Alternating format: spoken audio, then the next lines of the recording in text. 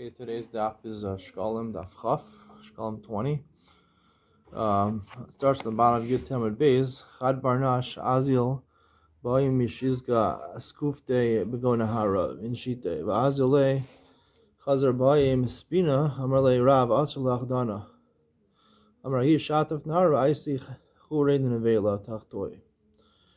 The Gemara brings a story. One person was washing off his meat, and it got caught up in the river, and it went away, floated away, and then it came back to him. So he asked Rav, could he eat it? And he said, it's usher to you, because we're concerned that a different piece of meat came back to him, and it was nevela, and the Carbonata says, the Farshim says, because the problem of Basar, Shekalim, and Ayin, Basar belongs to you, that you lose sight of it. We're afraid it was switched with non-kosher meat. It's a chumrah of the Rabbanon. Gemara brings a couple of stories like this, and the Gemara brings another story about 10 lines down. Gdis li eshtakach b'isarti de gufta. There was a certain goat that was roasted, that was found in the marketplace. Ve'tiru mishum shnei dvarim. In this case, they mattered it, even though it was lost. Mishum mitziyah, mishum rov mahal chidrachim. For two reasons: one, because it was a mitziyah, and second, because most people who walk down the path, Mishum B'tzia, the Tani Hamatzel Miyad Ari Miyad Agayas Mishunas Yam Mishunas Anar Misarti Yagdola Mipali Yagdola Are Elu Shalom Nesha Bailim Misyashin. Because the owners are miyayish from it, so therefore it's not a problem of taking something that's not yours of gezel, because yeyish, and it's called an aveda, and you're allowed to take it. Mishum rov mahal chidrachim mishum shchitas nachri. Second reason that it's mutter is because of most people who walk on the path, and the Gemara says because of shchitas nachri. So what does the Carbonata say? The second reason, mishum shchitas nachri, that is linen basar rov mahal chidrachim derachahu hayo rov Yisrael. He says the Gemara is saying the second reason is that we can assume that it was shechted by a Jewish person as kosher meat, because most people who walk down this path were Jewish. Now, a couple of problems with this. First of all, it says Mishum Shchitas Nachor. It doesn't say Mishum Shchitas Yisrael. That's what it should have said. Secondly, we know the Gemara in Chulin has a similar case, and the Gemara says Rov Mumchen Etzel Shchita. Here the Gemara says Rov Mahal Chidrachim. It's a different lashon.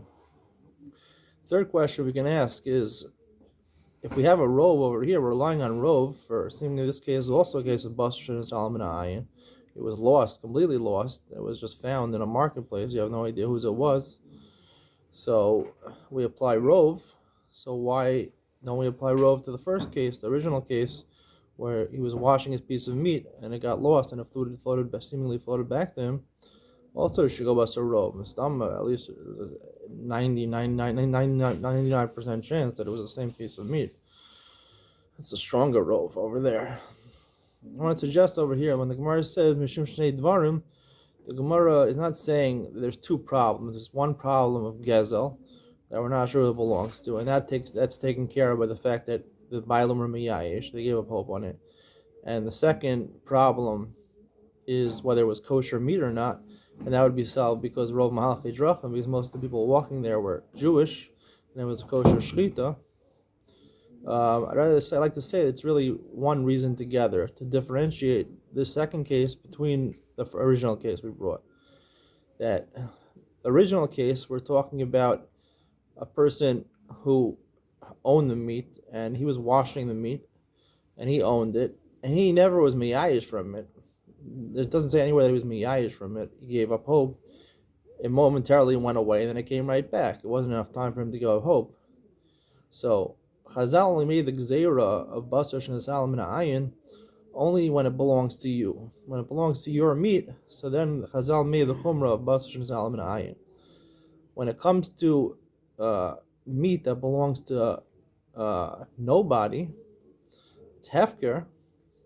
So then there was no problem with Basar Shekalim and Ayin. That's why the Gemara says Mishum Shnei Dvarim, they allowed it. It was a combination of the two reasons. First of all, because of Mitzia, because the Bailam Miyayish, and therefore it's Hefker, so it's no longer subject to a din of Basar Shekalim and Ayin. And that would answer also why the Gemara says, "Rov mahalchei drachim mishum shchitas nachri."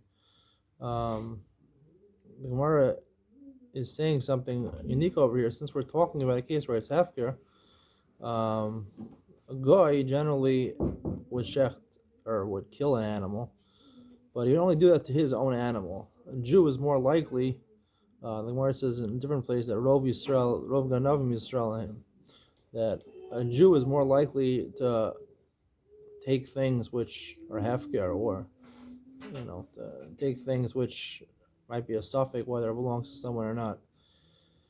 Rov Mahalchi Drachim, most people walking on the path were not Jews like the Karban Eidah suggests. Rather, they were actually non-Jews. But because of Shchitas Nachri, because a non-Jew is not usually likely to take something along that belongs to him, or shech something along belongs to him, so therefore, since Rov Mahalchi Drachim, most of the people walking here were non-Jewish, we can assume that it was the non-Jew didn't touch it. And Shchitas Nachri, as the Gemara is saying, that we can assume that the Nachri didn't touch it, and that would be an add-on to the first reason. It's together, the reasons go together. Because it's a Mitzvah, because there's Hefker, it's in Miyayish Ram, the Bailer Miyayish, it's Hefker.